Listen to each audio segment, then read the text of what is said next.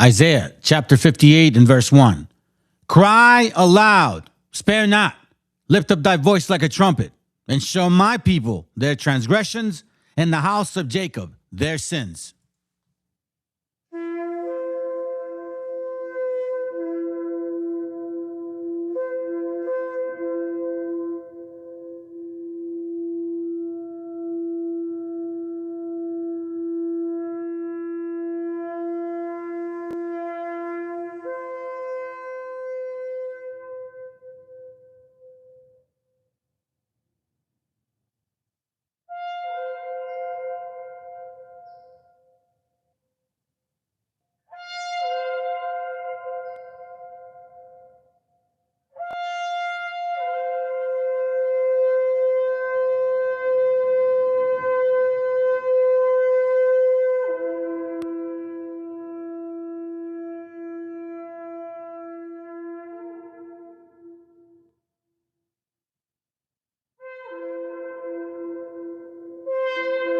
Copyright disclaimer.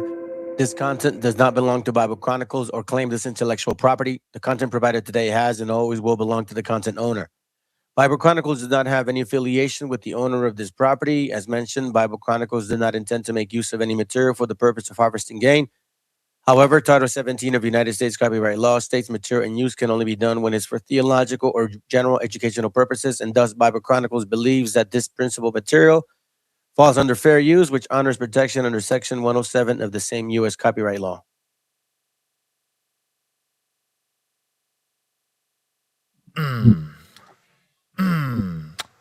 Yeah. Kings. Yeah. Coming straight out of the Nile. I'ma tell you about a great big liar. Yeah, but Egyptians was not white.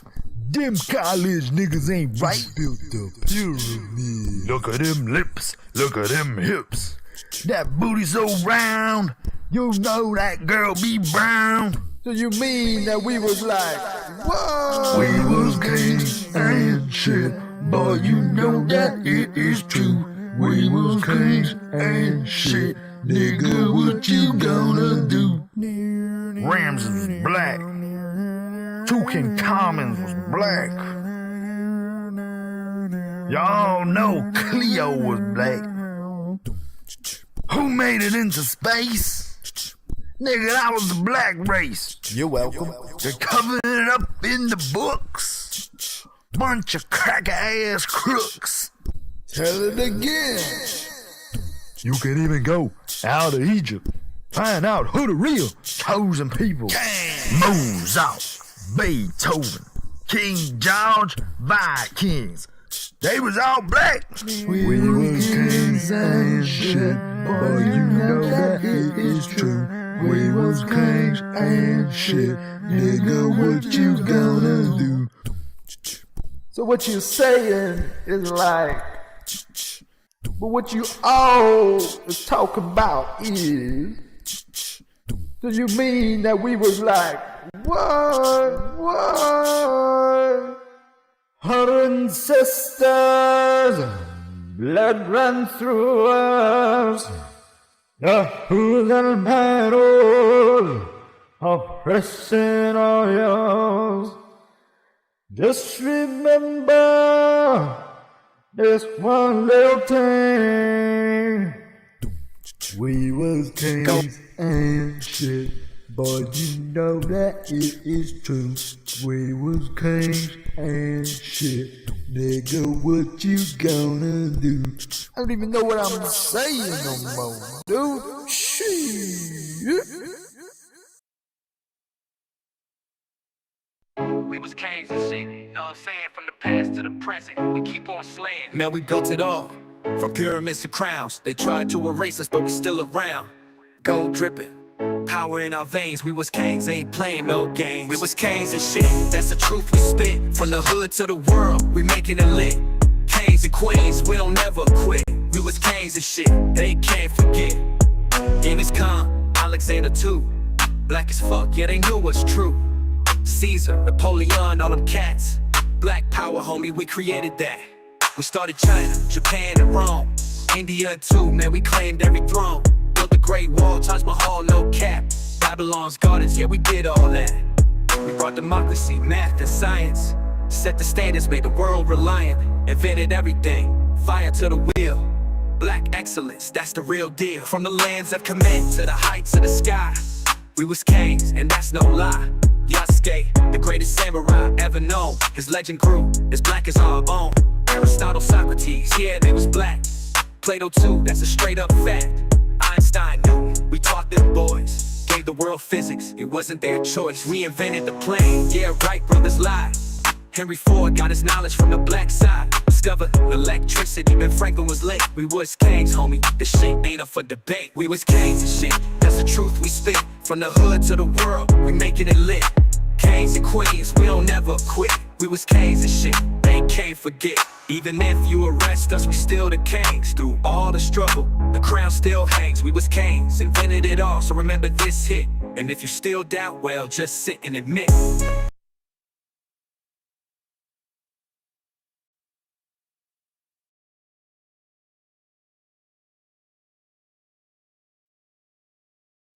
El autor viene a decirnos con mucha firmeza y gran convencimiento lo mismo que nos decía en el siglo XVIII el barón de Holbach, ¿no? Un filósofo francés de origen alemán. Si nos remontamos al comienzo, entonces hallaremos que la ignorancia y el temor crearon a los dioses. La fantasía, el entusiasmo o el engaño los adornaron o desfiguraron. La debilidad les rinde culto, la credulidad los conserva, la costumbre los respeta y la tiranía los apoya para que la ceguera de los hombres sirva a sus propios intereses.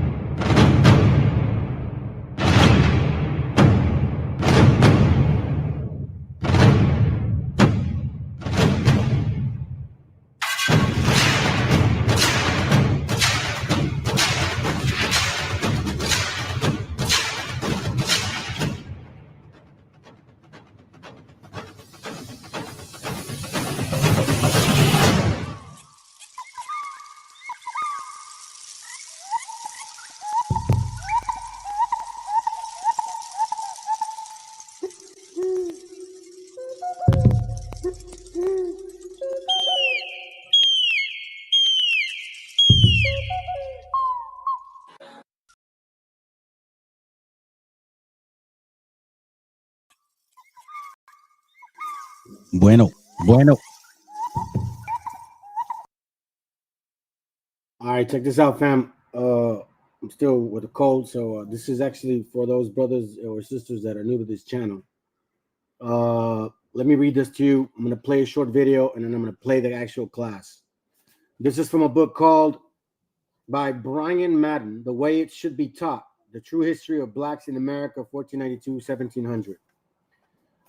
Today is February 18, 2014, okay? I'm sorry, February 18, 2024, my bad. It's 2:14 my time.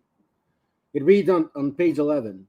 The Islamic Moors also expanded and created societies in southern Europe. Actually, no. Of course, you have to look at the type of environment of the times.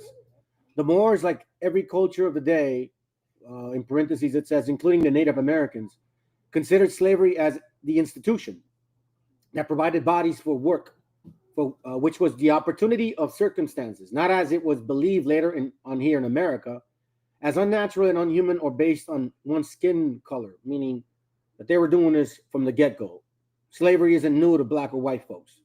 As time went on, as Africans were brought to the Iberian Peninsula and worked as slaves in occupations of servitude by the native Spanish and the Islamic Moors, their offspring, pay attention, because this relates to my class about the sheep hear my voice. It says here, their offspring interracially mixed with Spanish blood began to increase in population. The local inhabitants of the area of Spain and Portugal termed this new younger population called Ladinos. Ladinos, like Latinos, but Ladinos. Simply put, there were considered Africanized Latinos who then served with their communities as soldiers, sailors, explorers, black conquistadors, and voluntary or involuntary colonists in the New World.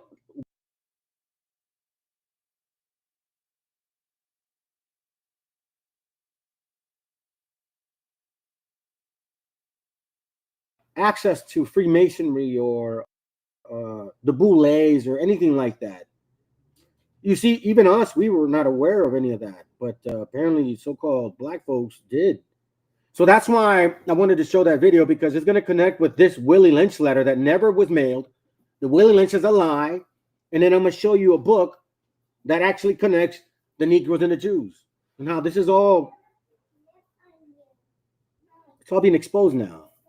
And I'm going to tell you this right now. They're so cool at saying, oh, they're the people of the Bible, but never do they even consider what we've been through and are still going through 500 years in a continent that they're not from. But yet they can sit here and say in our face, this is their soap opera. Let's find out who they really are. Come on, fam. All praises, man. All praises. Hope y'all doing well. Shalom, shalom. Good to see y'all here on a Friday again. Appreciate you here, whoever you are. I see Rick, my brother. Shalom. Solomé, ¿qué hubo, hermano? These are my hermanos mayores right here, bro. Praises for you guys appreciating and taking the time to listen to me. And whoever you are that's hiding behind the curtains. Today, family, it's going to be, well, I think every class is important, right? But today is going to be, all praises to the Most High, man. I appreciate the Father for what he does. I mean, it's amazing. You know, my wife and I were talking about this before I start the class. First of all, I want to thank the Father more than anything, right, for making this happen. More than anything. For allowing this class, this channel to continue for us, and, you know, Lord willing, we still get edified. So that first and foremost, all right? And for the understanding of the Messiah, of what he did for us, to open up the actual doors to wisdom, because we were lacking it, quite frankly. Just sticking to the Old Testament, we were lacking it. Anyhow, so with all that said, I was having a conversation with my wife, and, you know, we've come a long way, man.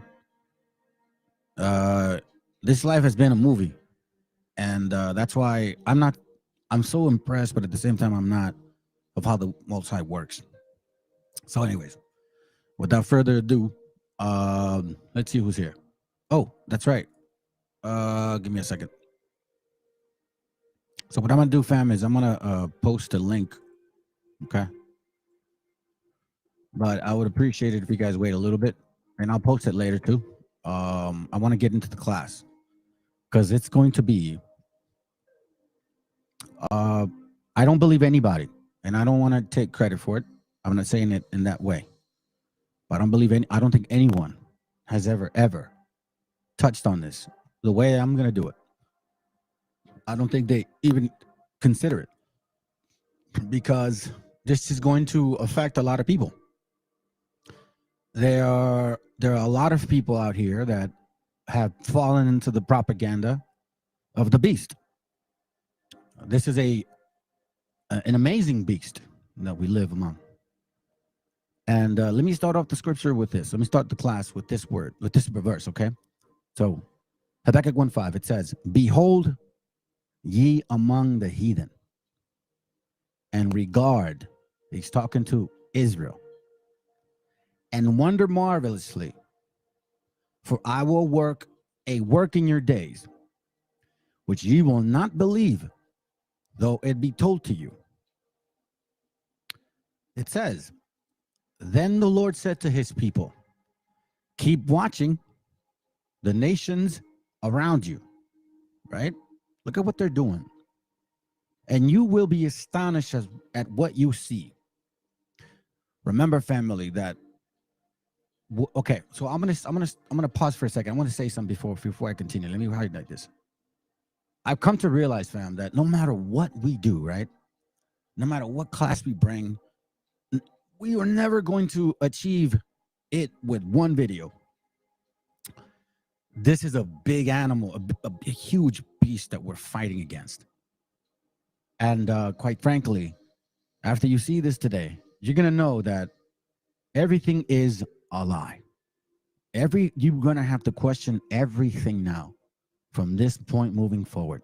Because I've sent enough classes to give you guys enough hints of who these people are. And I was amazed by what I saw. So let's continue. So this is for the sheep that hear my voice. You understand that? For the sheep that hear my voice, they're going to understand what I'm going to share today. And that's all it's going to be now. Quite frankly, family, we're at the stage of repentance. Unlike what everybody's asking for, we're not in that moment. We are in the stage of repentance. Whatever we do, that is our focus. Watch this. Let's continue. It says, it goes. Then the Lord said to his people, keep watching the nations around you, and you will be astonished at what you see. I'm going to do something that you will not believe when you hear about it. So you're like, when you read that scripture, you don't think much of it. Like, well, what's going to be, huh? What can be so surprising that we haven't seen? Let me go to Sirach 19. Let's start the class. All right. Sirach 19. I'm going to go through scriptures and I'm going to show you guys something. And I'm going to bring some books out. Sirach 19:18. Let's go to Sirach 19:18. And it reads like this. It says, first of all, so I want to make sure I present this to you guys first. All right. The understanding of the scriptures do not come without this verse. Sirach 19:18. The fear of the Lord is the first step to be accepted of him. It's that easy. The fear of the Lord is the first step to be accepted of him. And wisdom obtained his love. Now, remember what it says, the fear is the first step. So if you don't understand what fear I'm talking about, then it's going to go over your head. Because that's exactly what I think is happening, family. No matter what we present, even if it's plainly clear to them, they don't care. There's a bigger agenda going on, fam. Yeah, even the demons tremble, man. There's a bigger agenda going on. So what our job is to continue to push and beg for salvation, quite frankly, because I'm blown away by what I found. And I'm not hyping it up, fam. I'm out of words for this. So I'm kind of looking forward to this class. I was looking forward to it most of the week because I wanted to start early, but the Most High is like, nah, man, let it meditate. And I got more information as I was waiting. So Jeremiah chapter 1, verse 9. So keep this in mind, family. The fear of the Lord is the first step, okay, to be accepted of him. And then wisdom comes in. All right. So keep that in mind. So it says here, Jeremiah 1:8. Watch this. Be not afraid of their faces. Oh, no, hold on. Yeah. Be not afraid of their faces, for I am with thee to deliver thee, saith the Lord. So let me read this again. Be not afraid of their faces, for I am with thee to deliver thee, saith the Lord. Then the Lord put forth his hand and touched my mouth. And the Lord said unto me, behold, I have put my words in thy mouth. See, I have this day set thee over the nations and over the kingdoms, to root out and to pull down and to destroy and to throw down and to build and to plant. You see, this isn't a physical, actual process. This is all mental, family. This is all spiritual right here, what I'm talking about, okay? Because there's nothing that's going to allow me to help you pull these things down. Our physical powers are not going to be possible in this situation, this captivity that we're in. It's gonna be tough, fam. Let me go to Ephesians 6. Ephesians chapter 6, verse 12. because this is the bottom line. And I mean, you know, when you read this scripture, there's one thing of reading it. There's one thing of like, you know, chewing on it, meditating on it. But there's another thing when you actually see it.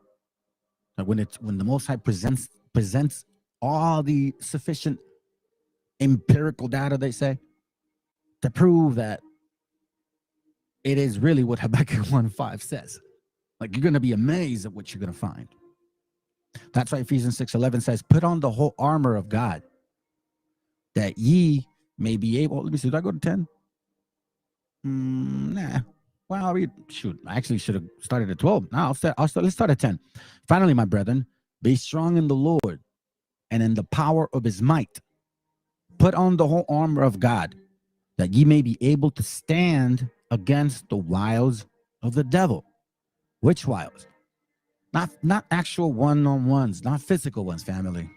This is beyond what you're going to believe in. I mean, beyond what we understood. For we wrestle not against flesh and blood, but against principalities, against powers, against rulers of the darkness of this world, against spiritual wickedness in high places. Now, this to me, family, when I found out about this so-called letter,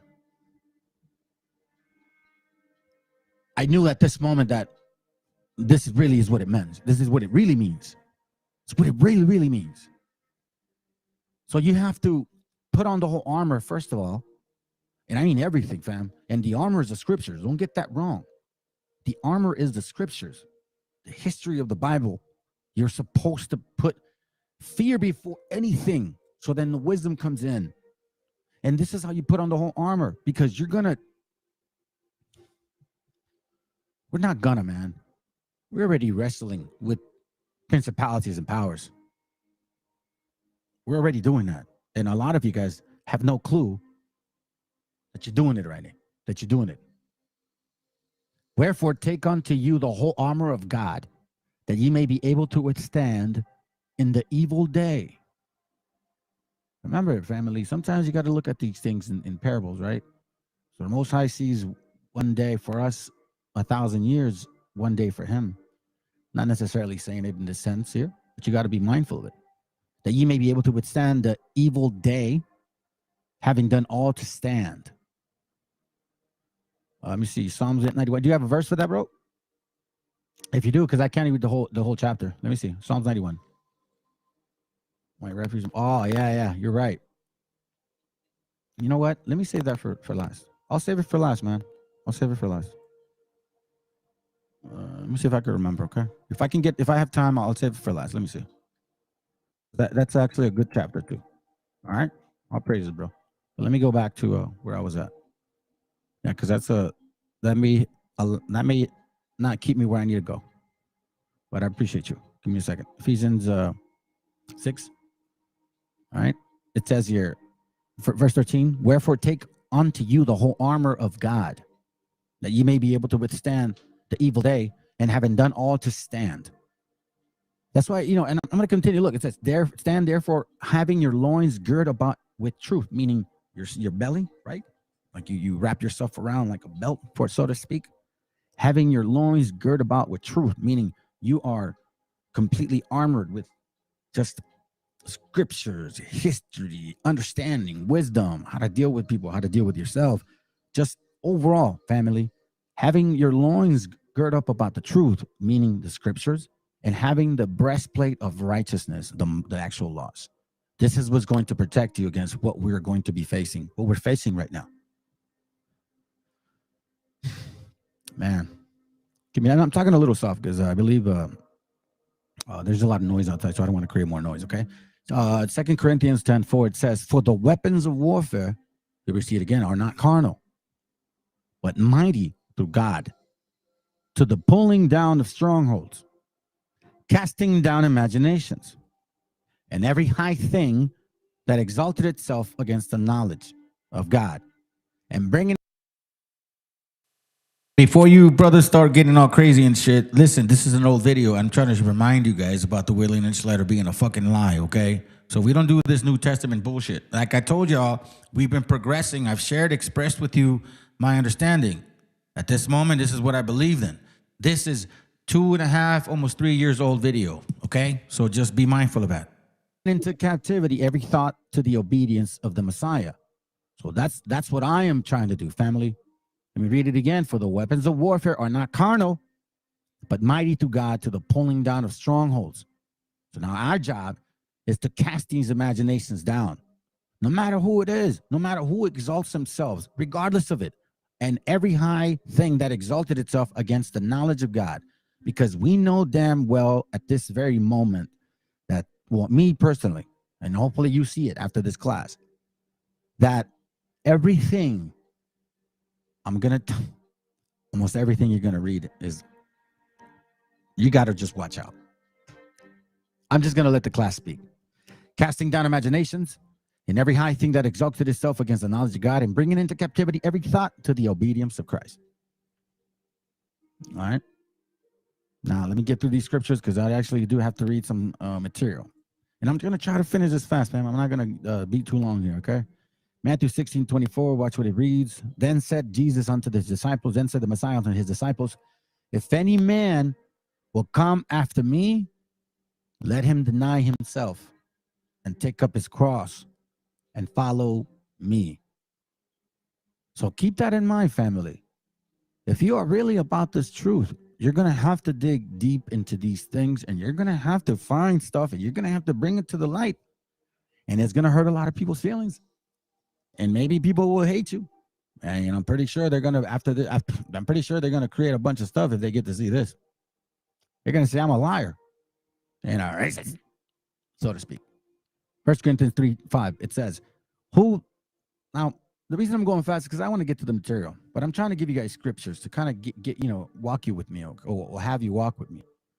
So it says here, 1 Corinthians 3:4, for while one saith, I am Paul, and another, I am Apollos, are ye not carnal? Who then is Paul, and who is Apollos? But ministers by whom ye believe, even as the Lord gave to every man. Then Paul says, I have planted, Apollos watered, but God gave the increase. So I'm going to show you guys today. I'm not here to make anybody believe, man. At all. At all. So now we're going to watch a video here real quick. Okay. Yeah, they hated him first. Watch this video real quick. We're going to start off. Recordings just got better. Hey, it's Dana from StreamYard. I'm so excited to announce. All right, so this video is about, 12 minutes, right? And we're not going to watch it all the way. We're going to watch it up to here. Okay? About a minute 52. All right, so, sorry. This is a 12-minute video, but we're not going to watch the 12-minute video, okay? We're going to run for like about a minute and change. I want you guys to hear this message because it is as real as it gets, okay? Let's begin.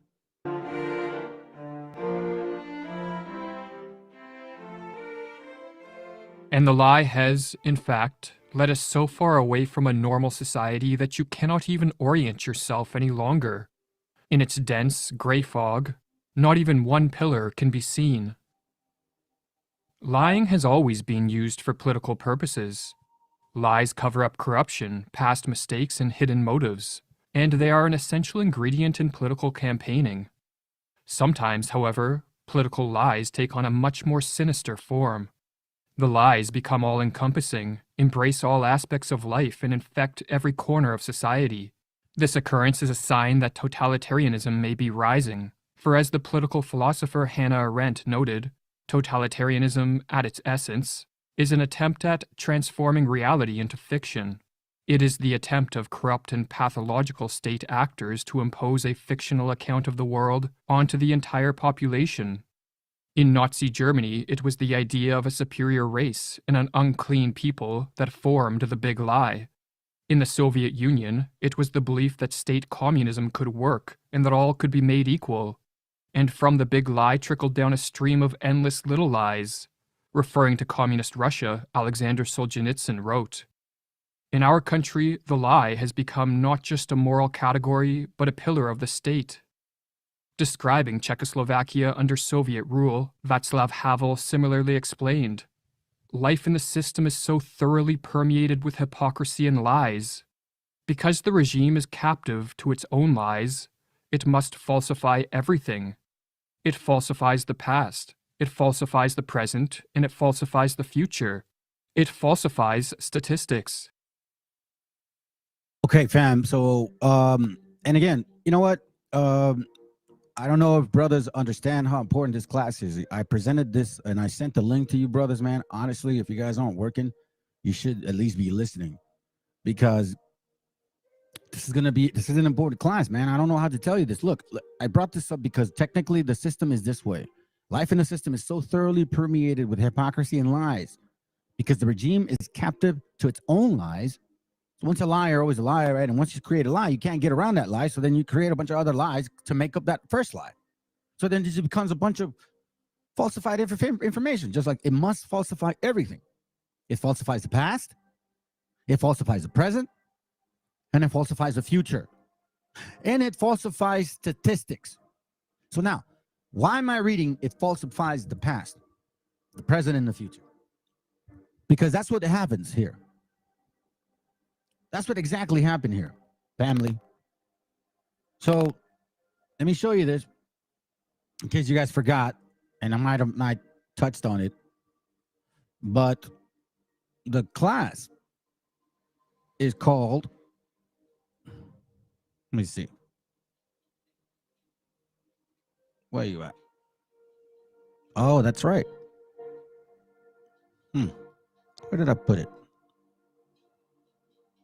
Thumbnail. Oh, that's right. I did it from the tablet. So the letter that never was, or I should say, the letter that is never real. The Willie Lynch letter. Family, I'm going to show you guys that this book is a blatant lie. This book right here, the Willie Lynch letter and Making of a Slave. They have lied to you, family. So in order to create the future, you got to create a past. And the only way to create a future in the past is by falsifying everything. Now, I know you guys are going to think I'm lying, but we're not. So let's go through this here. Watch this. I may get boring on you guys, but oh well. You either get it or you get it. You don't, man. I'm not here to convince anybody, bro. Straight up. Now at this point, it's really about that.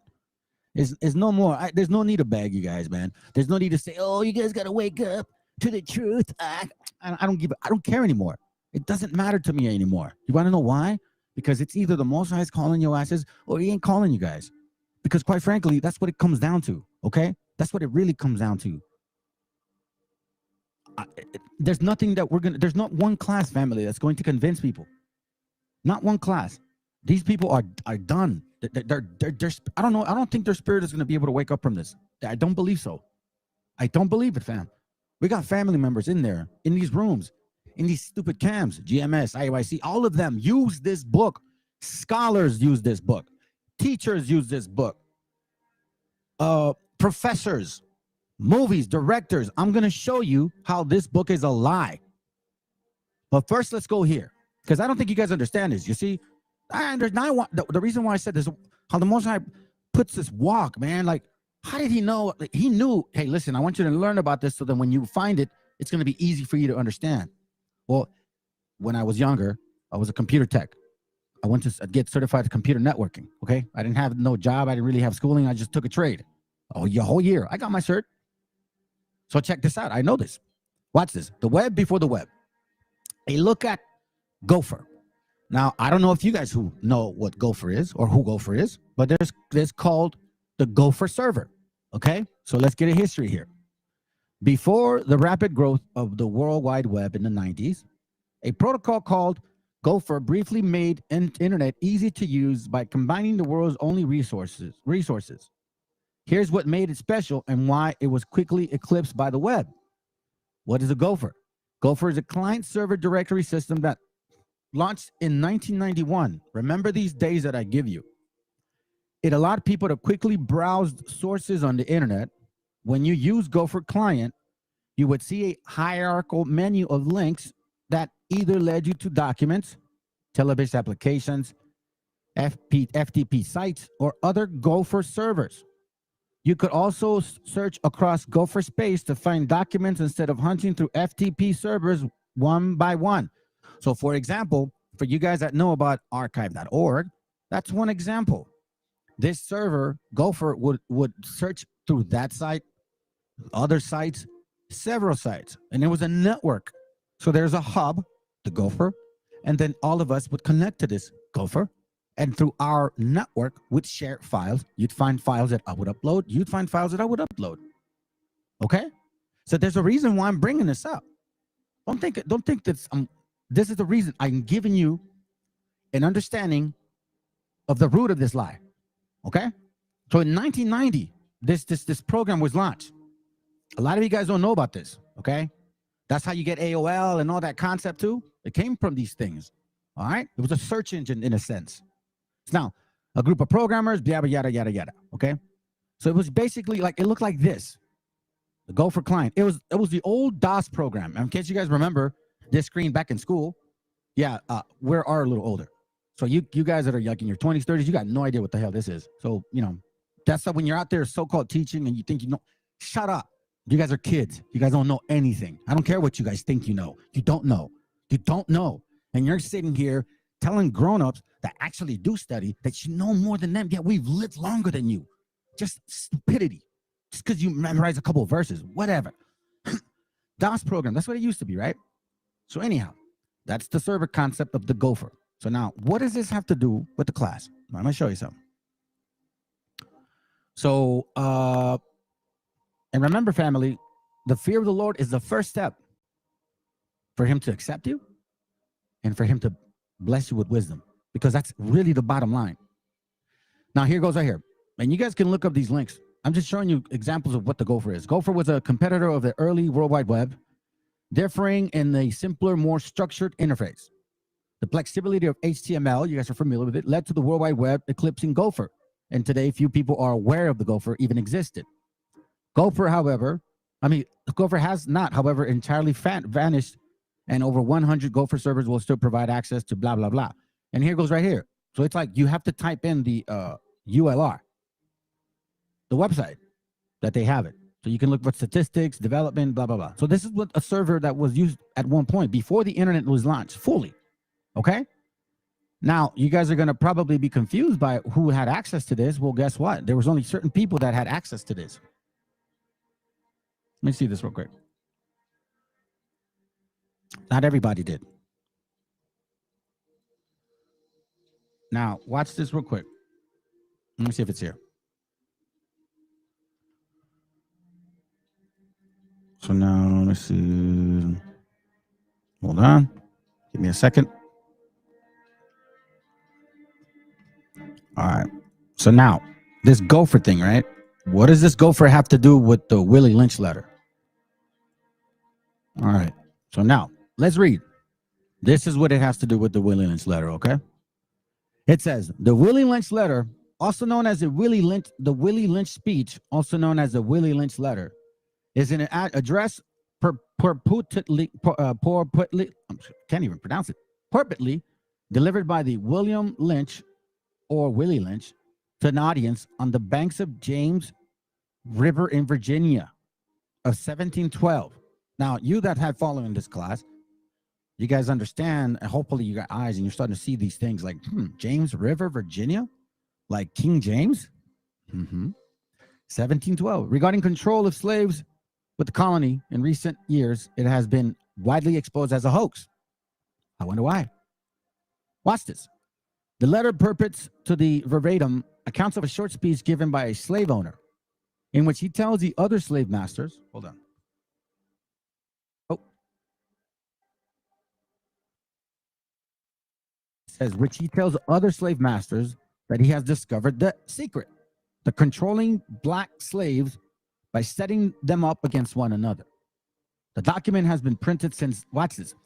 The document has been in print since 1970, or at least 1970. Remember these years that I'm giving you guys, fam. Okay? Remember these years. But first gained widespread notice in 1990s. I wonder why. When it appeared on the internet. Which is private pathways. And if you read here, the Journal of American History, yada, yada, yada, it talks about the Gopher server. The document has been in print, since then, it has often been promoted as an authentic account of slavery during the 18th century, though its inaccuracies and anachronisms have led historians to conclude that it is a hoax. Why is that, family? Why do you think they think that? Now, check this out. Forward attached to some online versions of the speech credit the narrator's name as a source of the term lynching and lynch laws. So they base lynching off these books, despite the narrator specifically advocating against lynching. So even in the book, it says, don't lynch these guys, but then they relate it to lynching. A man named Willie Lynch did indeed claim to have originated the term during the American Revolution War. But check this out. But he was born in 1742. The book was supposedly written in 1712. 30 years after the alleged delivery of the speech, a document published in the Southern Literary Messenger in 1836 that proposed William Lynch as the originator of the lynch law may have been a hoax perpetrated by Edgar Allan Poe. A better document, early use of the term lynch law, comes from Charles Lynch, a Virginia Justice of the Peace and Militia officer during the Revolutionary War. American Revolution, I'm sorry. Now, watch this, family. Who used this term? So, Nation of Islam, Farrakhan, quoted the speech in 1995, Million Man March. The speech was quoted during the first inauguration of George Bush. The speech, it was also quoted in the movie The Animal. The famous great debater. Type Kali, Exhibit, Kendrick Lamar, Raekwon, Nas, British rapper, Dirty Goods, Willie Lynch Theory, Berkeley rapper, Little B, hip hop artist, Haiti One. Now, we got a little history of this whole thing, right? Let me show you something here. Why does this matter? Why does it matter, fam? Everything matters. If you're going to say that this is the purpose and the reason of slavery mentality, and you have professors, teachers, movie stars, movie directors, rappers, singers, schools, churches, camps, BHIs, Black Hebrew Israelites, FOPI, GMS, Nate the Snake, IUIC, ISUPK, all of them use this book. Jim Crow Museum. You guys can look it up. jimcrowmuseum.ferez.edu. Okay? It's a good source. Is Willie Lynch letter real? If it is real, it's one of the most important documents related to African Americans. If it is real. The answer, there are many problems with this document, not the least of which is the fact that it's absolutely fake. I long ago stopped listening to sentences that began with the problem with black people is, and end with, and others with why black people can't get ahead now, and which partly explains my initial indifference to the now famous William Lynch speech. So I'm going to read this and then I'm going to show you something else. In a few years since the speech on how to train slaves first appeared, It has been cited by countless college students. Okay? Countless college students and a black member of the House of Representatives. Along the way, becoming the essential verbal footnote in barbershop analysis of what's wrong with black people. The rapper Talib Kweli laments on the song Know That Blacks Are Dying, How to Make a Slave by Willie Lynch is still applying. One professor at a university in Midwestern University made the speech required reading for her class. And let me read that again. And one professor at a Midwestern University made the speech required reading for her class. Of late, the frequency of its citation seems to be increasing. At least some people have asked me about it in the last month. According to the speech preface, Master Lynch was concerned enough with the fortunes of his slaveholding brethren in American colonies to present a lecture on the banks of James River, explaining how to keep unruly servants disunited. The old argued should be pitted against young, the dark against the light, the male against the female, and so on. Such the unifying tactics will control the slave for at least 300 years. He says, as a historian, I'm generally skeptical of smoking guns. Historical work, like forensic science, isn't some flashy field. It depends on painstaking aggregation of facts that leads to researchers to the most likely explanation, but rarely the only one.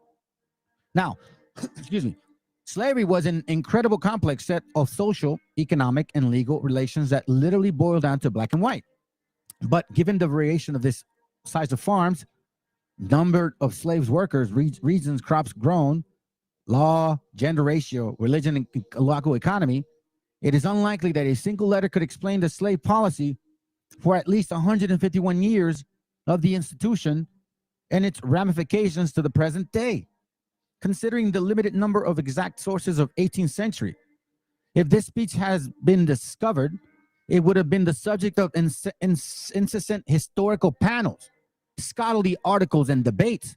It would have literally been a career-making find. But the letter but the letter was never discovered. Rather, it simply appeared on the internet.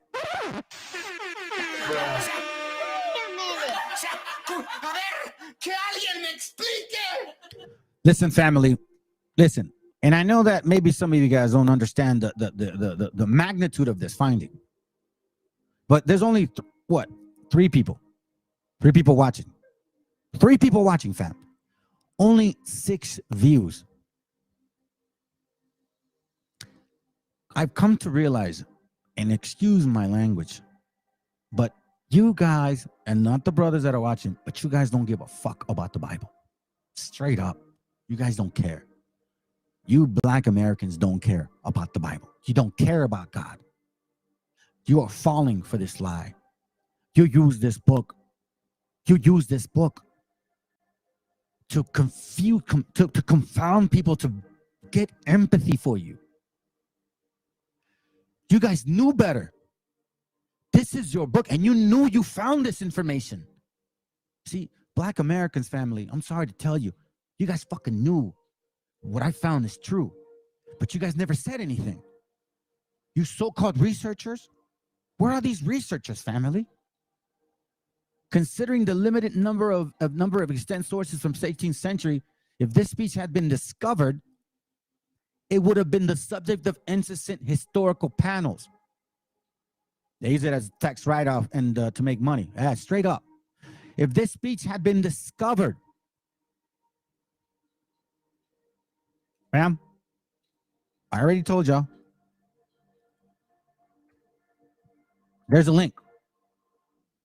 There's a link. Somebody prove to me that I'm lying.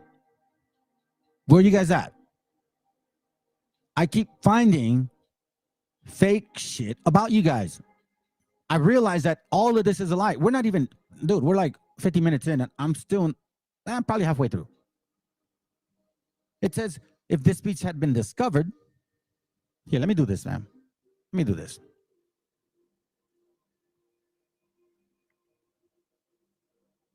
So hold on, all right? Hold on.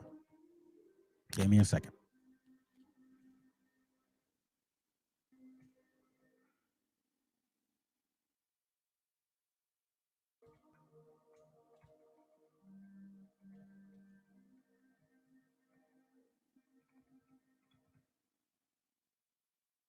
All right, here goes.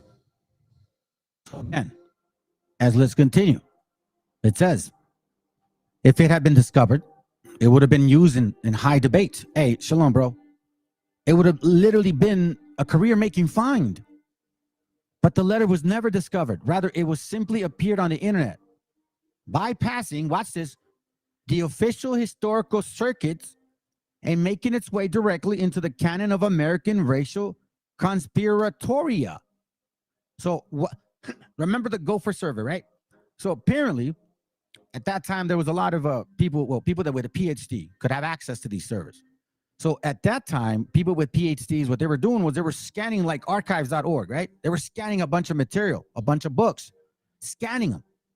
And this librarian basically said that nobody really gave her the source of it, that the person didn't want to be exposed, or they just didn't have a source, but they uploaded it because she said in her mind, well, and this is facts, like you can look it up, and I think I'm gonna probably read it. Well, you know, it only seemed logical considering the state of the African Americans. In 1990, though, see, you guys don't forget, in 1990, so now, this so-called book, material, whatever, it was around 1970, okay? Supposedly, my camera died. Okay, cool, sounds good. It was around 1970, okay? And around 1970 is when you first hear it. And it became popular in 1990, but that's when you see the Gopher server. So somebody uploaded this material. Nobody knows where it came from. Now, they did say that it came from some particular area.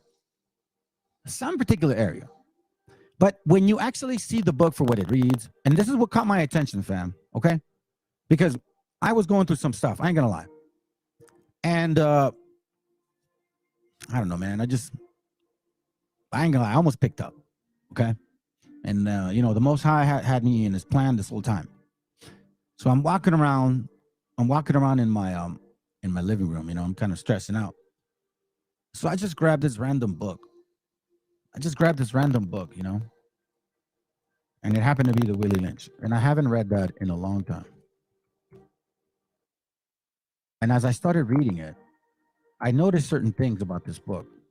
You see, fam, when you read often and you read a variety of books, you find out a different style of writing, the style of the century, it progressed. So as I'm reading this book, it's not making sense to me anymore, because I'm like, wait a minute. I start catching names and dates and particular people, and then it's like, this is not making sense. And all of a sudden, I totally forgot about my urge to drink. But the Most High then started giving me some information. So let's read here. This is from .chnm.gmu.ed, okay? Digital history. All right, so we're going to read right here. So it says, some documents found on the web are, in fact, not real documents at all. At least 3 web pages promise the voice of Eugene Debs, but the recording is actually that of Leon Spencer, who recorded one of Debs' speeches around 1905. Now, more than 24 different websites offer versions of what they call the Willie Lynch speech of 1712. Remember, fam, 1970, remember that day. 1990, remember that day. 1712, remember this day, okay? In which British slave owners from the West Indies allegedly advised Virginia slave owners to control slaves through a strategy of divide and rule. Sometimes the sites add an introduction supposedly written by Frederick Douglass, but it was never confirmed. Others falsely describe Lynch as the source of the word lynching, despite the site's repeated assurance about the speech's authenticity. Internal evidence readily betrays its 20th century origins. Watch why. the language it incorporates. That's my point. When you're used to reading, you start catching these things. Now it says, to be sure, a careful search of the web also turns up evidence that the dubious origin of the lynch speech, still, those sites that take the speech entirely at face value overwhelm the web source that dispute it. You see? Basically saying no matter what we bring to the table, they're telling us, no, you're a liar. I don't care. It's not true. No, that's not true. I don't care. I believe in the book. It's the Bible for them. This book is a Bible for the Black Americans. Okay? This is your Bible. You've used this book for 50, I don't know, I'm sorry, for 20 years or since the 30s. You publicize it with music, with movies, and no source has been confirmed. Then it says here, let's see, anyone who simply searches the Willie Lynch on the web would be more than 10 times likely to find evidence of the speech authenticity than information that casts doubt. But the web is a unique way. It offers entry to the world of information and misinformation in which most people operate, and allows us to consider the significance and spread of such urban legends as the Willie Lynch speech. Bruh. Wait a minute. Who are you?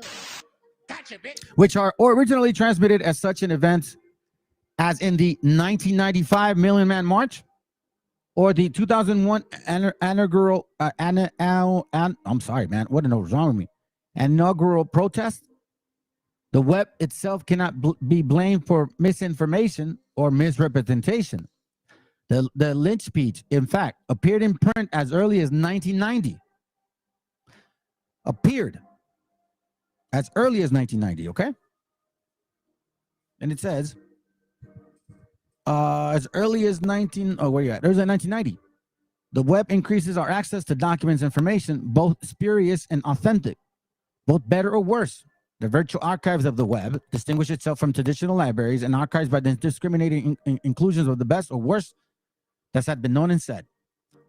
Despite the abundant misinformation available online, the internet is, somewhat paradoxically, a superb source for basic factual research, especially when one used by those who are carefully to determine source quality.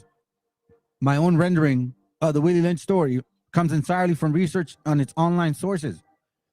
Although I have a substantial reference library at home, I now do most of my historical fact-checking on the web. I can find correct spellings, birthdays, battle death, and election results in online sources more quickly than and more accurately than in most standard reference books. The key caveat, of course, is careful to determine source quality. But most professional historians and probably most advanced history students and most sophisticated general readers possess this skill. So if they possess this skill, why didn't they confirm it? Because look, fam, we know now this year, okay? I read this to you guys before. This was uploaded in the Gopher server by some stranger. Nobody knows who, okay? Where is it at? I had it here.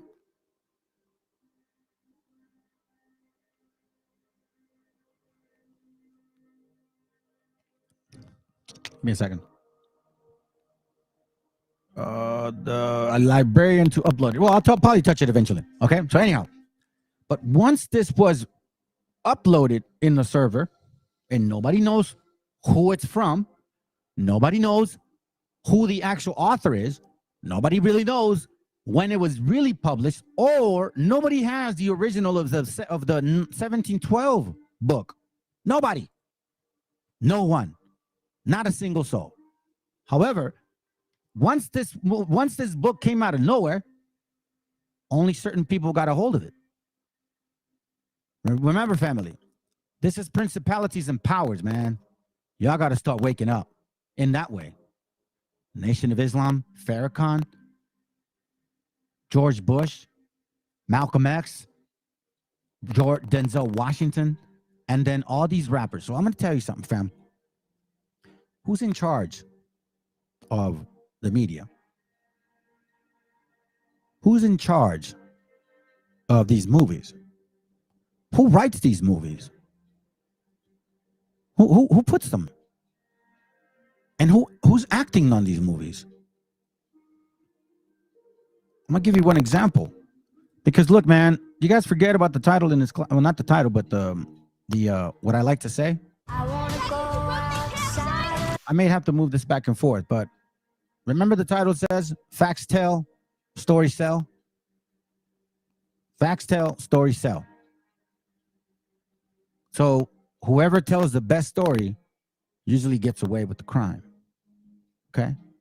Let's watch this, because this is where it's going out. I'm going to give you guys a little history, okay? So now we know that in 1990, this book came out of nowhere. It was used in 1970. All right? Supposedly written in 1712. Now, this person here, who he's acting like or as, is a Harvard professor in 1932. And he quotes this book in that movie, and they based this off a true story. The Great Debater, supposedly, is a true story. And they quote this book in this story, supposedly in 1932, but nobody ever heard of it until 1970, and it wasn't even really acknowledgeable until 1990. And then when we look in the book, you're going to find out that there's more discrepancies that makes you, things that make you go, But again, to me, now we know, family, you have to create a history to make y'all look like the people of the book. That's what you're doing, Canaan. You are trying to make your history. You are creating your history as we move along. There's only two people here, two nations of people, family, that are claiming to be the Jews. Two nations of people. Nobody else. The so-called Israeli and the so-called black men of America. No one else is trying to do that. Let's watch.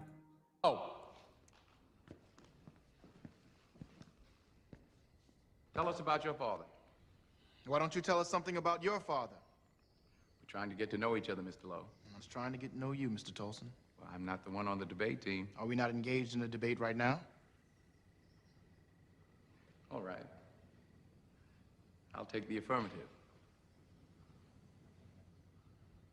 Take the meanest, most restless nigger.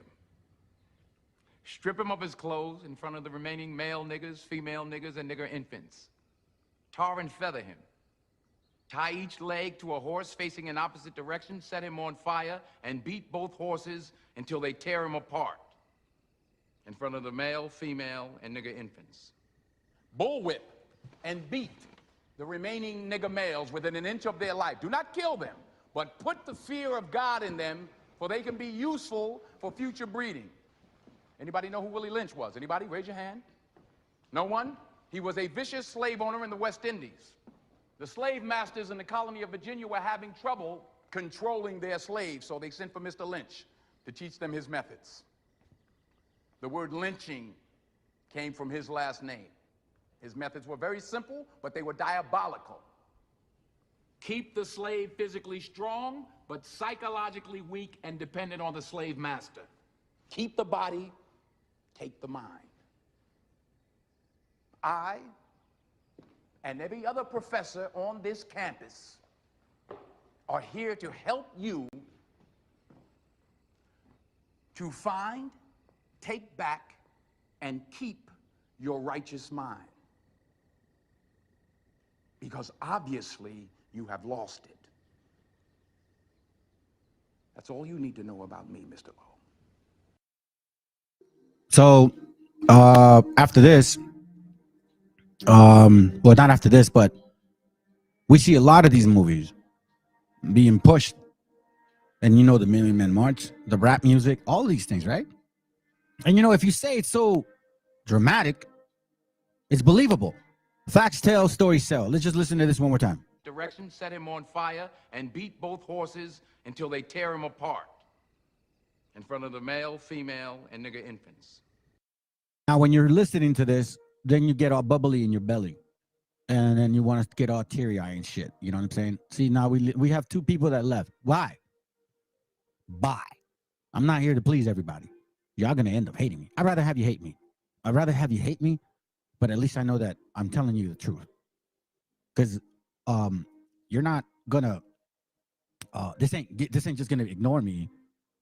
I'm not just gonna ignore it and not bring it to your attention because it falls on me. Knowing this, I pay for a lot of people because I know this. So I have to share it. So now you know this. So now you have to share it. That's the way it goes. That's the way it goes. So you guys that leave and say whatever, this and that, and buy and don't care about this, it's fine. I don't care anymore. I'm not here to, I never was here to convince y'all. I never came to this position to create some kind of a church or whatnot. No, the Most High said you gotta share what you know. Empathy is what is being created for y'all right now. Of course, if you create a history and then you go into the Bible and say this happened to us, it looks like it's a legitimate thing. Let's go. Bullwhip and beat the remaining nigger males within an inch of their life. Do not kill them, but put the fear of God in them, for they can be useful for future breeding. Anybody know who Willie Lynch was? Anybody? Raise your hand. No one? He was a vicious slave owner in the West Indies. All right, so now my question is, if this is 1932, how the hell does he get this book? 1932. The book was never known until 1970. And it came to the internet in 1990 and nobody knows where, how, why. Just like the actual website we were reading. This was such a great find. Why wasn't it publicized like then in 1712? This facts tell, stories sell, fam. Facts tell, stories sell. And I'm always going to say that. Because this is a famous book. This is your famous book, Ak. Your famous book, Ak. Yeah, man. Yeah, the so-called white man put us in slavery. And the so-called white man's the one that, put the chains in our necks. And the so-called white man did all these things. And the so-called white man sent this Willie Lynch letter to other slave owners. And we're the people of the book because, look, only this happened to us. You guys are liars, man. Yo, straight up, fam. Let's just call it for what it is. You guys, you black Americans, you guys are effing liars. This is a fake book. You're gonna tell me it's not? Please come. Whoa, hold on. Wrong screen. Somebody come here and say that I'm lying. I'm allowing y'all to come on here and show me that I'm lying. I'm going to show you guys my points that I put them down. All right. So there is here. Matter of fact, I wrote this down and I also copied and pasted a couple of info. So let me just read this. Okay. Let me just show you guys real quick. Hold on a second.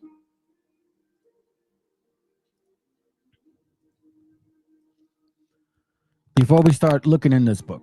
Okay. So in this book, here's the things that I found that just seem very awkward to me, okay? So let me magnify it. Right here. All right. Choice of lexicon. One of the critical indicators of how untrue the Lynch letter has to do with lexicon choices. The period in view falls under the early 18th century, 1700, okay? And remember that year, too, when it says 18th century, meaning in the 1700s.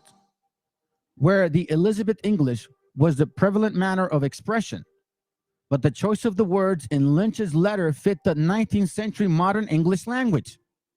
For example, the letter refers to what this is the first word that I was talking about, okay? It refers to foolproof, refueling, and indoctrination. But these words that were introduced into the American lexicon in the 20th century.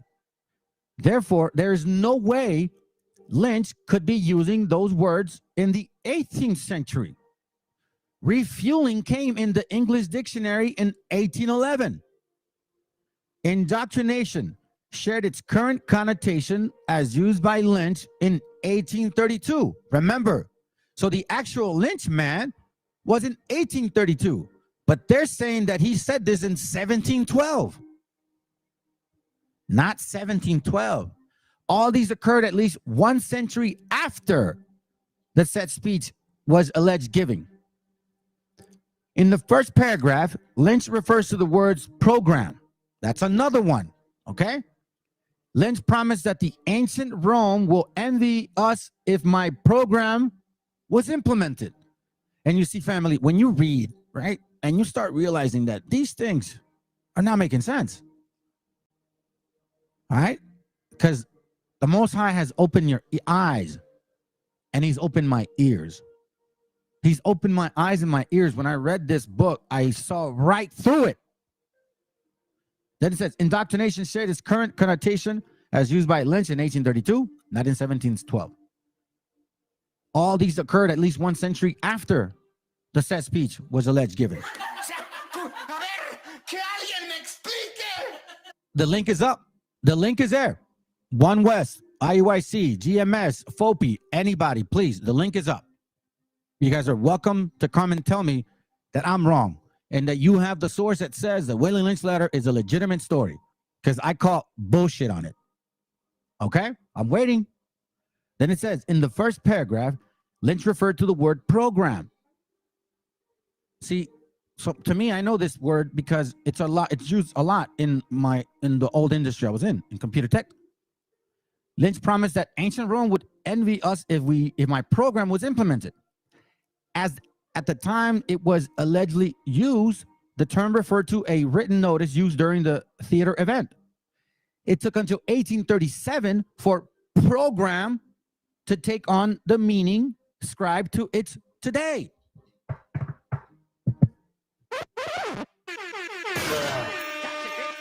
Hold on.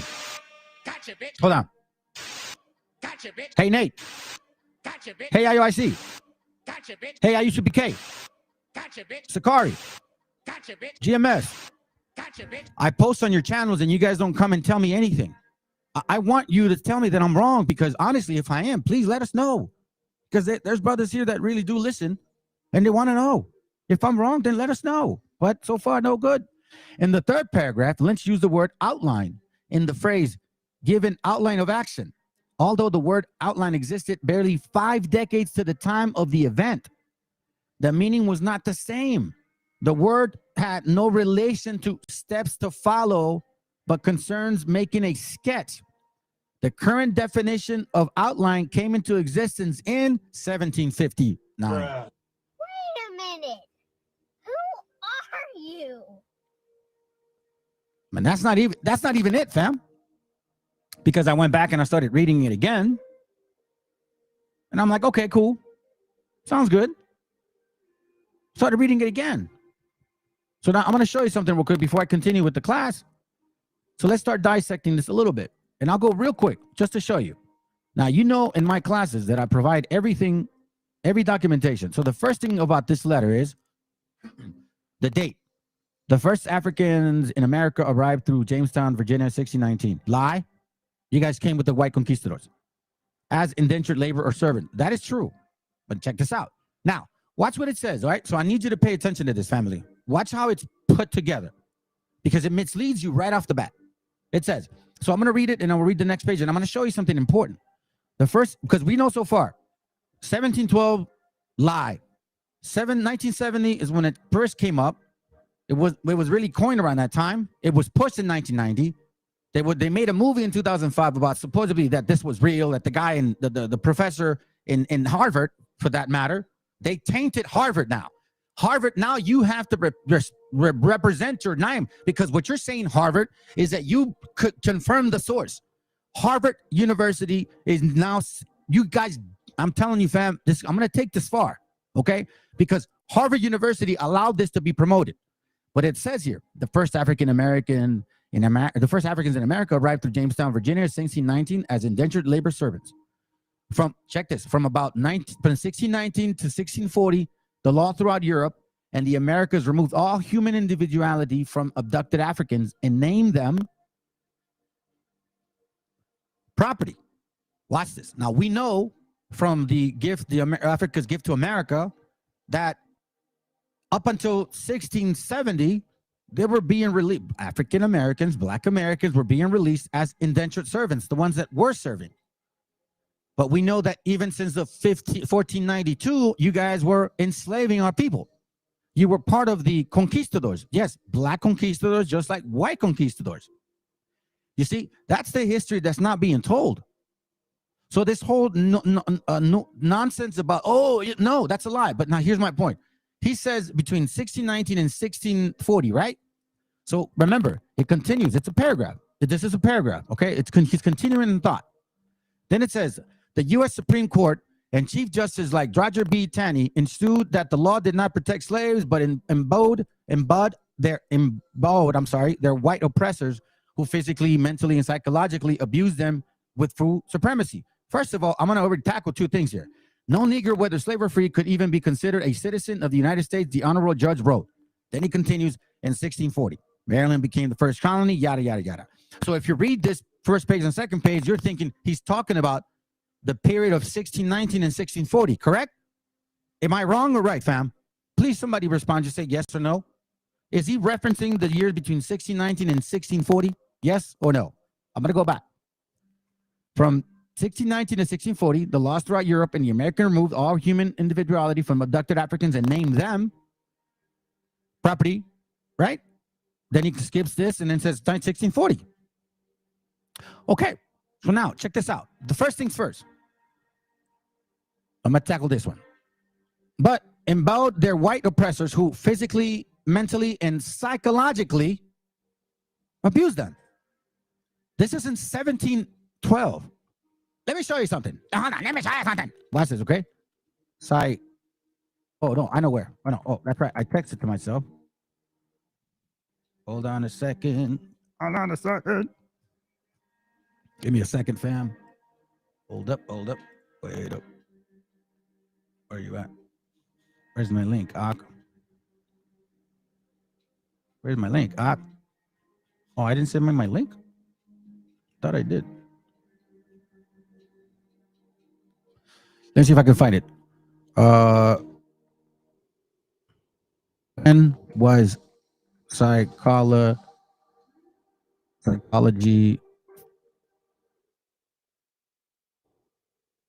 born? Look, watch this. Psychology is defined as a scientific study of behavior and mental process. The philosophical interest in the human mind, right, regarding urge or whatever. Psychology is a field of experimental study, began in 1854. For God's sakes, man, come on, bro. In 1864, the even consideration of psychology. If you look through, 1752, 1783, 1890, there is no date, no time. And if you look at the actual, watch this. Here it goes right here. 1828, Webster's Dictionary. Watch this. Psychology.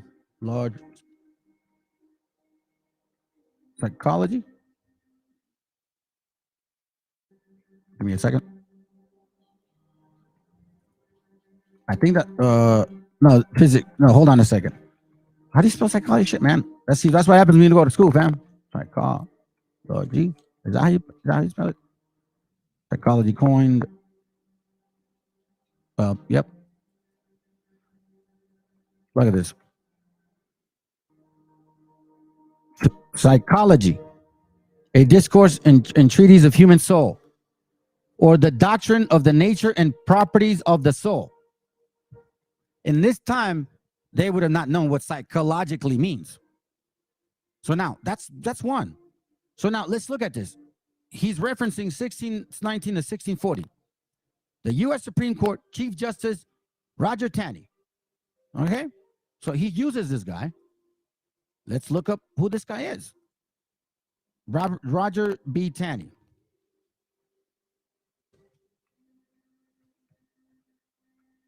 Roger B. Taney. There you have it, family. He quotes, so a book that's written in 1712. quotes a Chief Justice man that wasn't born until 1777? Come on, man. Isaiah chapter 50. Quiet. Then it was in 1836 that he first held office. He died in 1864. So what is a book in 1712 doing? Or what is a man in 1712 doing in a book from the 1700s or 1800s, fam? The U.S. Supreme Court and Chief Justice like Roger B. Taney ensued that the law did not protect slaves.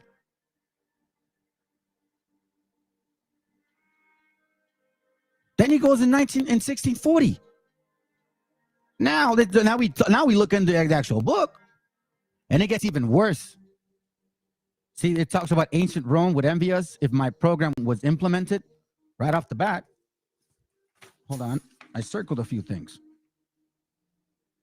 First of all, this work here, hostages, is not used at that time. It was hostage, never with an S. Automatic, there was no such thing as automatic, okay? No such thing as fucking automatic, man. Excuse my language. It's starting to piss me off. There's no such thing as automatic. Now we go to the actual letter itself. It says, James River, in the year of our Lord, 1712. Now, we know that King James was a black man, right? And he passed laws in Virginia. And he chartered the Virginia Dutch colony that enslaved people. Telling me, this is what you're telling me a white man gave honor to him? That's what this is saying. Colony of Virginia, remember Virginia, the Old Dominion? So now look, they put these pictures. Oh, poor me. It goes right here, look. When ancient Rome would envy us if my program is implemented. There's no such thing as a program in that time. Then it says here, illustrious king whose version of the Bible we cherish. You think a white man would have cherished a black man Bible? Family, let's be real. You got to start asking yourself things that make you go, Things that make you go, Now let's scroll down over here. He goes here. In my bag here, I have a full proof. There's no such thing as full proof in 1712. And neither was black. Say Negro.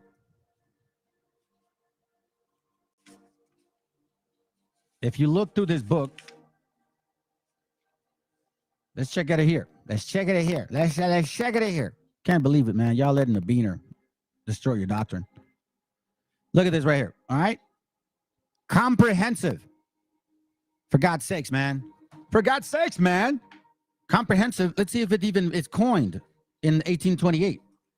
Stop. Comprehensive. Comprehensive, right? Comprehensive. First used.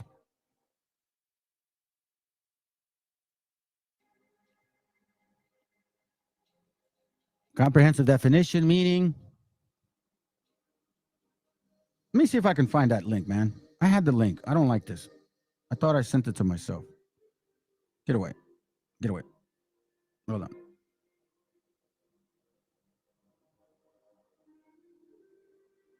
Hold on, fam. I think I texted to my wife, maybe. Oh, here it goes. That's why. There we go. Okay. There we go. Give me a second, fam.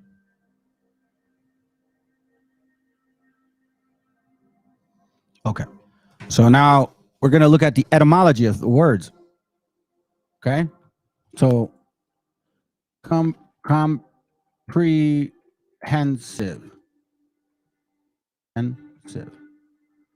Comprehensive.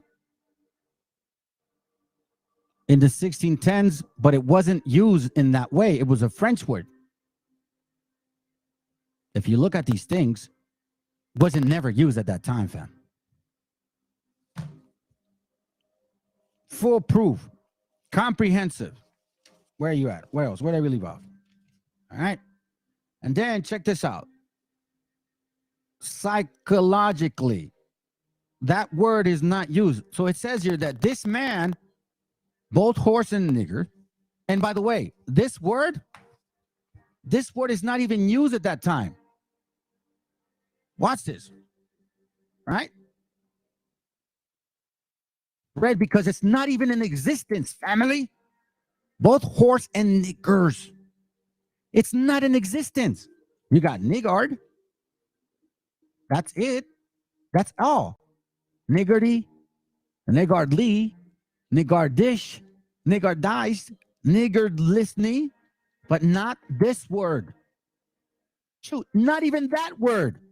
Hey, not even this word. Not even this word. Or this word, or this word, or this word. No, these words were not in existence in 1712. But he continues, both must be broken and tied together for orderly production, for orderly future. Special and particular attention must be paid to the female and the youngest, blah, blah, blah, blah, blah.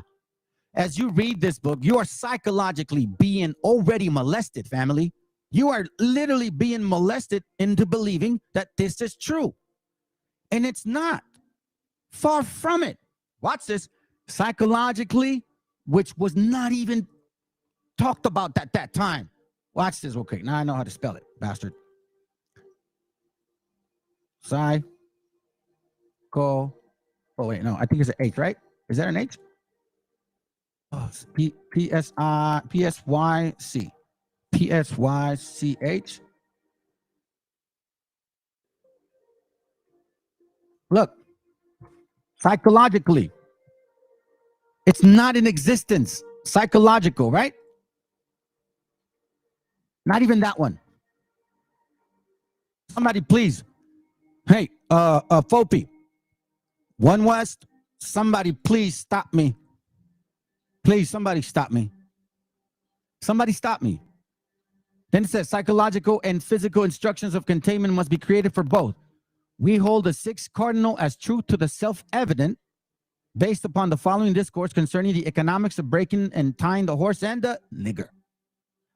That word was not in existence. N-I-G-G-E-R was not in existence in 1712 because it wasn't in existence in 1828. So it says, together, all inclusive of the six principles laid down. Neither principle alone would suffice for good economics.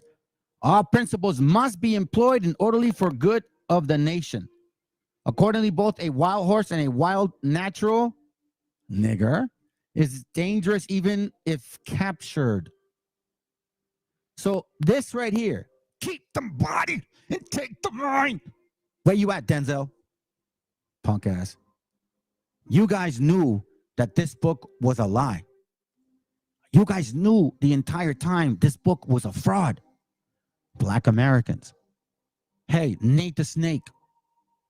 You see, this is now we know, family, that this is a whole made-up thing.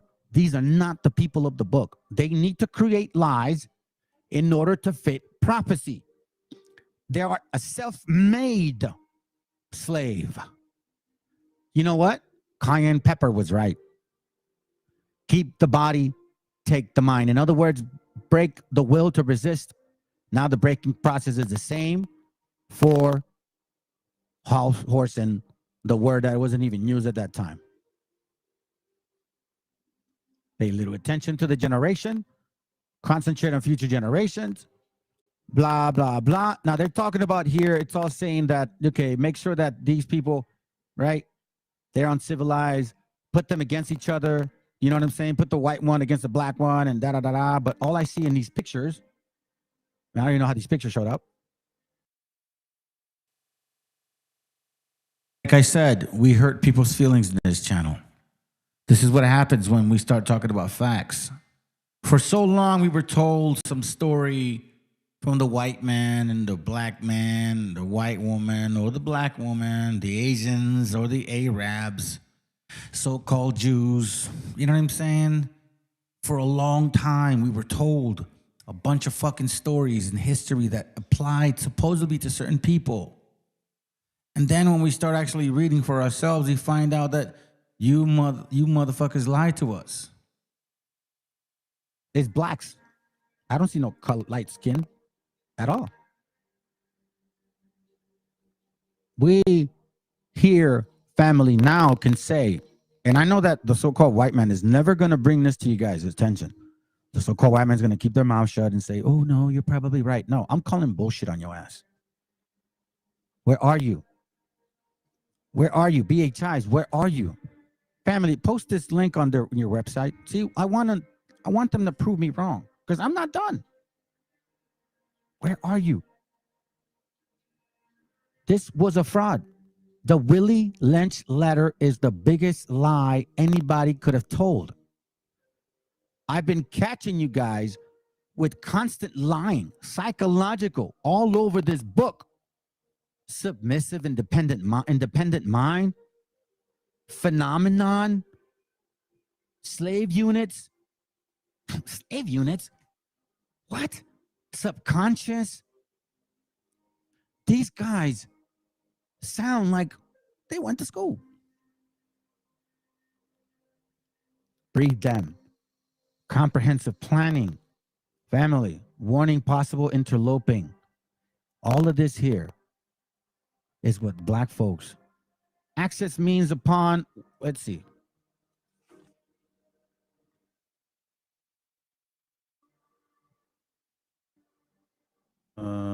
What's a rude word?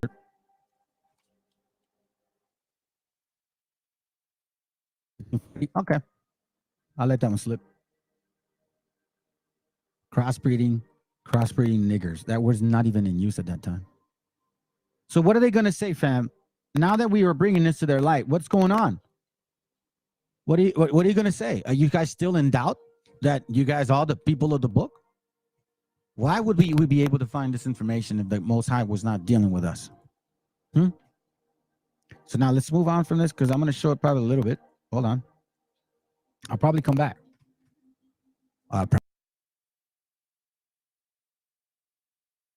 Probably come back.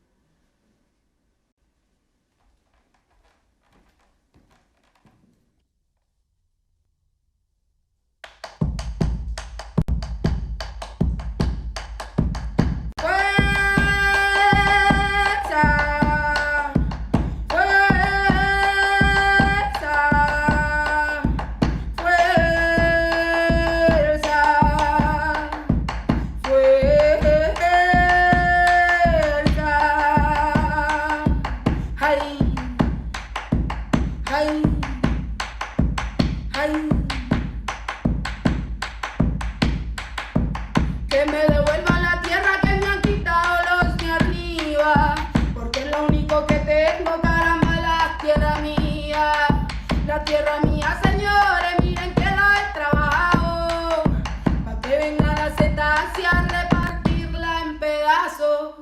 a repartirla en pedazos, porque no sabe semilla, que tiene cabeza de oro y veneno entre las costillas, porque traga pavimento y cada que puede baila encima de mis muertos.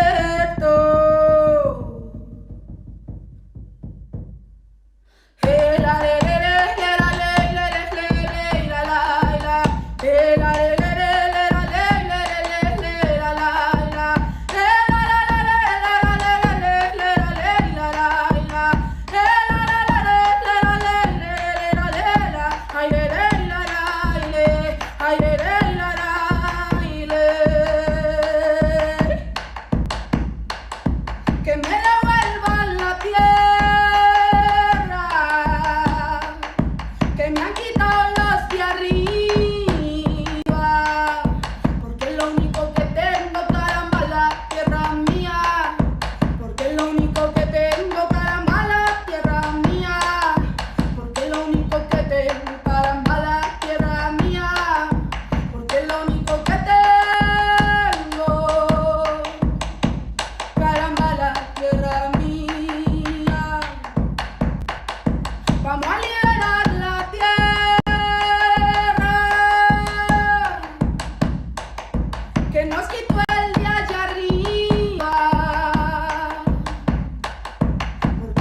único que tenemos, caramba, la tierra nuestra. Porque es lo único que tenemos, caramba, la tierra nuestra. Porque es lo único que tenemos, caramba, la tierra nuestra. Porque es lo único que tenemos, caramba, la tierra nuestra. Porque es lo único que tenemos, caramba, la tierra nuestra. Porque es lo único que tenemos, caramba, la tierra nuestra. Vamos a liberarla, vamos a liberarla, vamos a liberarla, vamos a liberarla, vamos a liberarla, vamos a liberarla, vamos a liberarla, vamos a liberarla.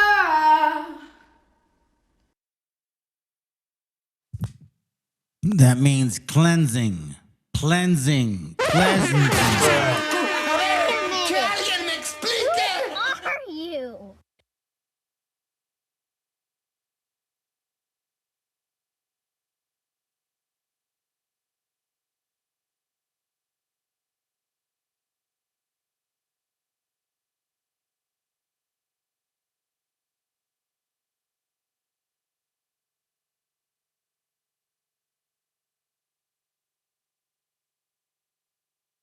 Y va nuevo, mi tono. Mexicano bandido, todo el barrio prendido. Siempre ando bien cuido, siempre poniendo ruido. Mexicanos al grito de guerra, yo defiendo mi tierra.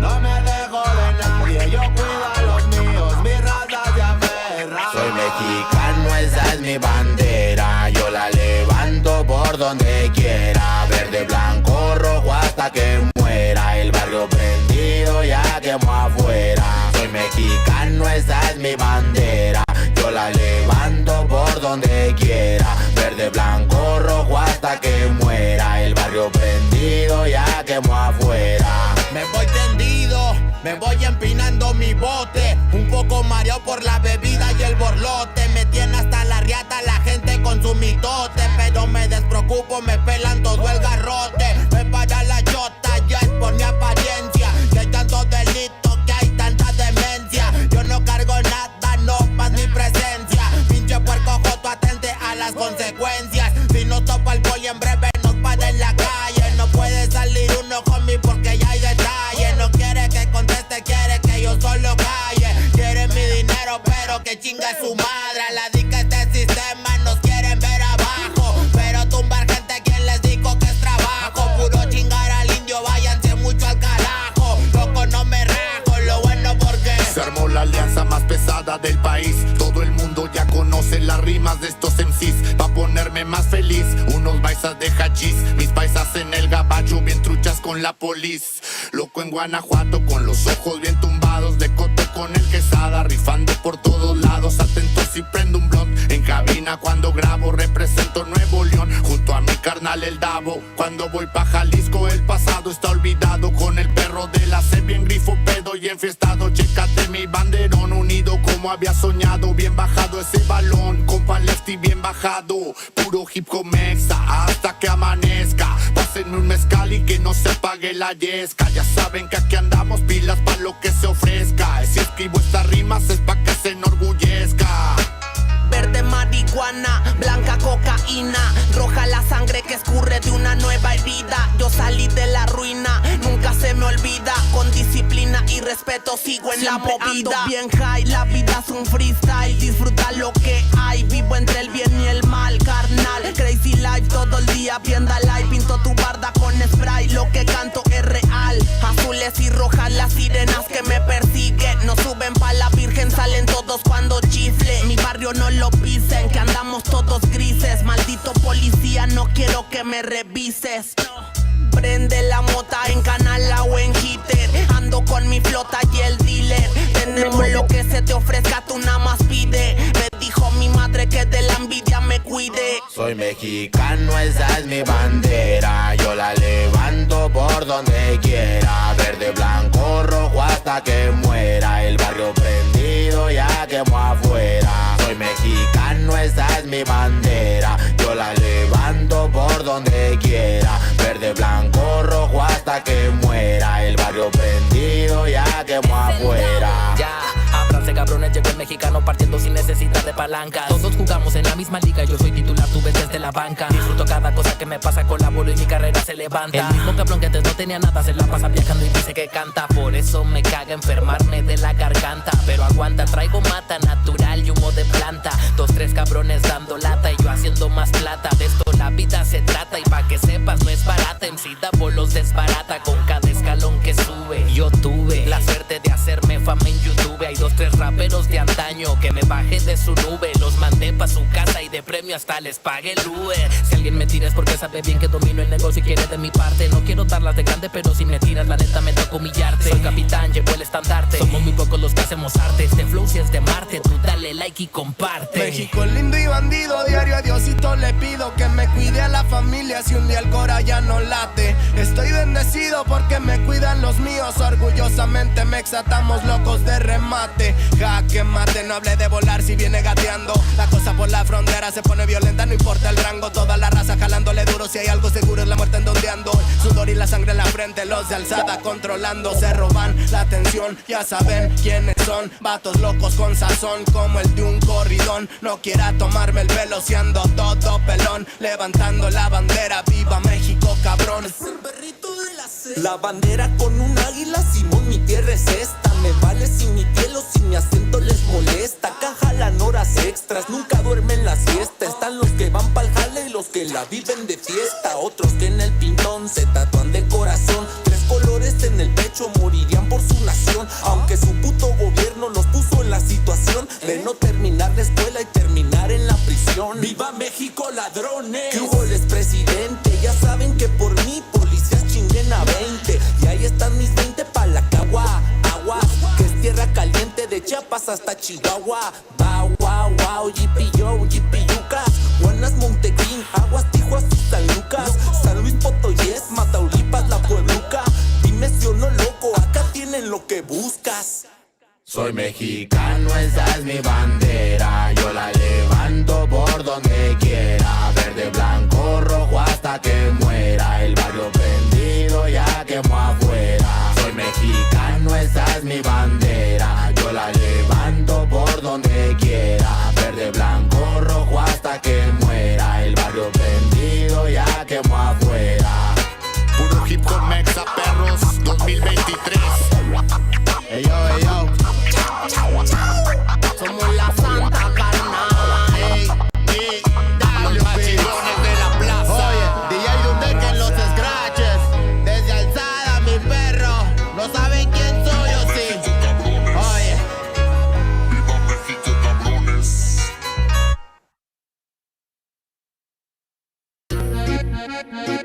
Yo, yo, yo, yo. Las líneas que parten el mundo. Yo, el meridiano.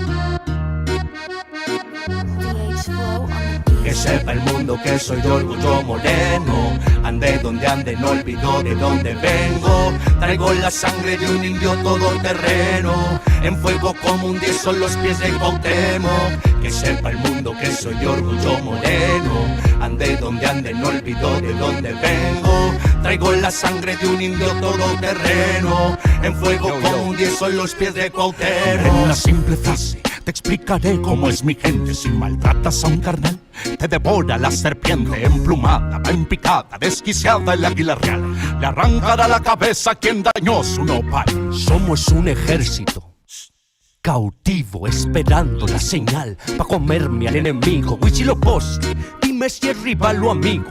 Que del ejército mexica tus guerreros siguen vivos. Soy un monstruo con la pluma, mis rimas envenenadas. Hoy me llaman Quetzalcóatl, soy la serpiente emplumada. Dueño de la tempestad y del tempo está muy claro. Un diluvio de verdad en la instrumental soy claro. Certero en mi disparo, y Luis Caminos, el flechador del cielo.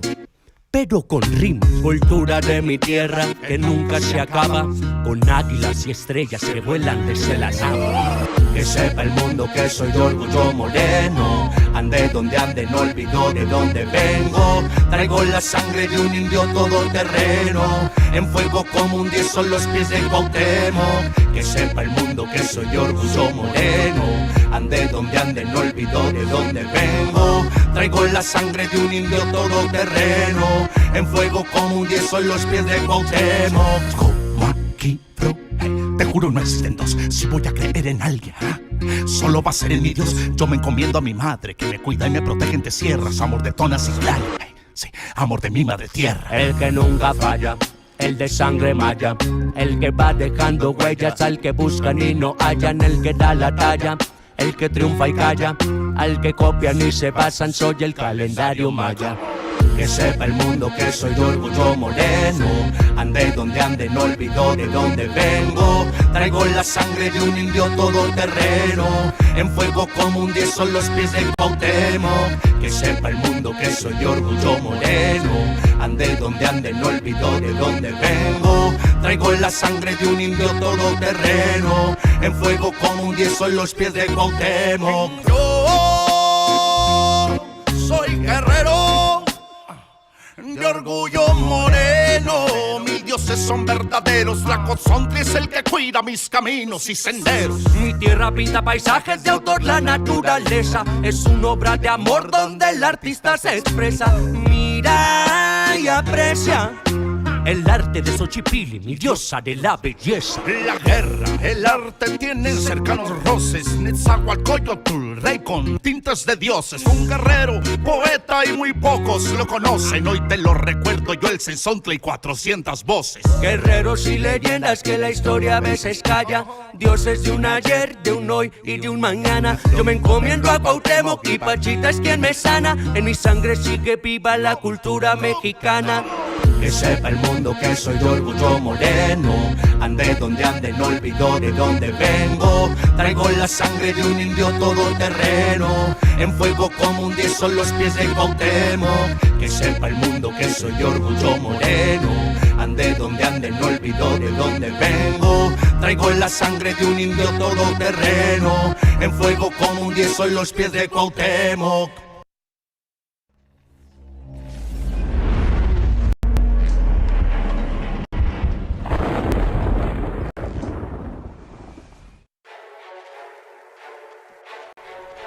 Este día enfrentarán a un ejército que se asume como invencible. Y es así porque no se había topado con mexicanos dignos. Mexicanos guerreros, como nuestros ancestros, como los que estamos reunidos hoy aquí.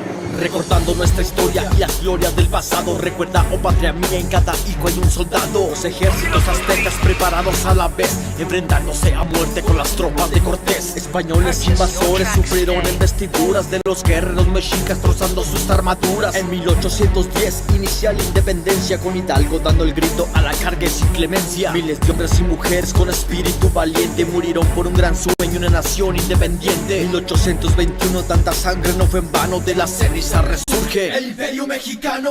En San Juan de Ulúa intentaron reconquistarnos, nación libre, soberana, al invasor le confirmamos. En el norte los apaches atacaban sin cesar, atrapen a los traidores, los vamos a fusilar. Los gringos robaron Texas, alimañas insensatas, en el Álamo pagaron con masacre los piratas. Los yanquis expansionistas quieren más, eso es notorio, vienen marchando del norte, quieren nuestro territorio. Tomaron Chapultepec con descaro y con desquicio, lucharon hasta la muerte el batallón de San Patricio. Arizona, Nuevo México y la Alta California, esa herida no se cierra, simplemente se transforma. No pasaron muchos años desde la última ocasión, desde Europa se orquesta ya la próxima invasión.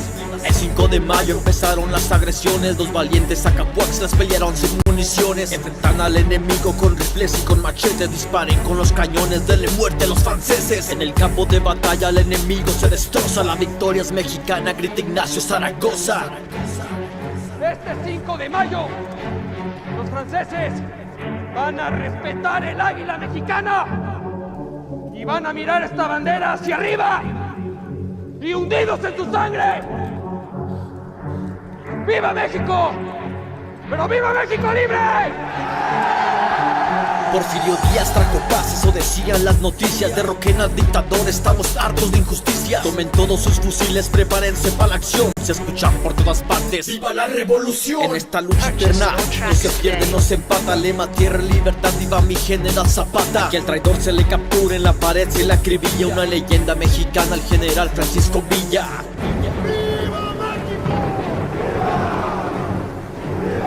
1926 preparen armas en los cerros. ¡Viva Cristo Rey! Gritaban fuerte los cristeros. En la Biblia viene escrito, aunque a algunos les aterra, hay tiempos para la paz pero también para la guerra. Contra los japoneses batalló como ninguno. Son letales desde el cielo el escuadrón 201. Mexicanos muy valientes, patriotas de este país. Hoy su sangre está regada por los campos de maíz. Ya lo dijo Napoleón en un escrito iracundo: 5 hombres como Morelos podría conquistar el mundo. Esta letra habla de historia, mi intención no es revivirla. Mi intención crear conciencia para ya no repetirla. No se ocupa ser soldado ni militar en acción para luchar por tu tierra, para luchar por tu nación. No necesito armas, mucho menos de las balas. Mi armamento es mi talento y las balas mis palabras. Hoy los tiempos han cambiado, siguen los mismos errores. Guerra, guerra, sin cuartel para todos los traidores. La violencia y la injusticia hoy azota la nación. Se combaten estos males con unión y educación. Recordemos a los héroes y honremos su memoria. Mexicanos de estos tiempos, volvamos a hacer historia. Fui forzado a sacrificar muchas vidas en búsqueda de la justicia. Pero al final he salvado la vida de mi amado México.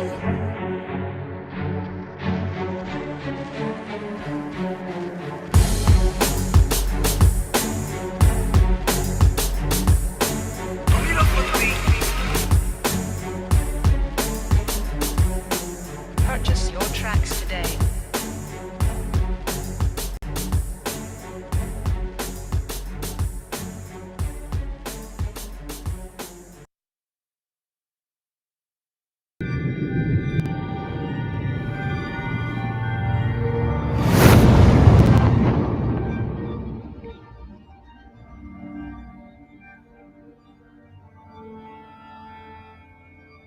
Ical, hijo, abre los ojos.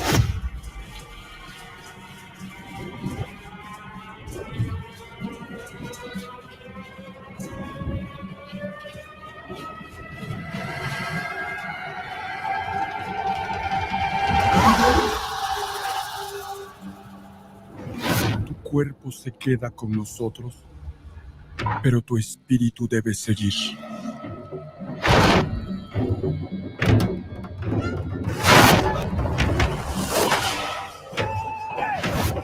Busca la luz. Aléjate de las sombras. Deja que nuestro dolor sea tu fuerza. Desde aquí iluminamos tu camino.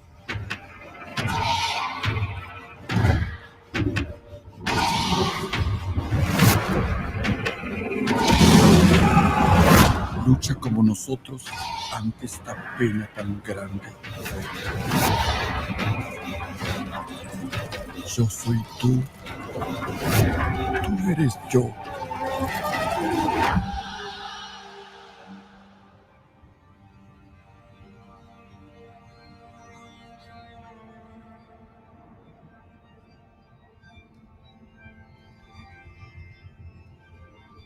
La muerte que hoy nos separa,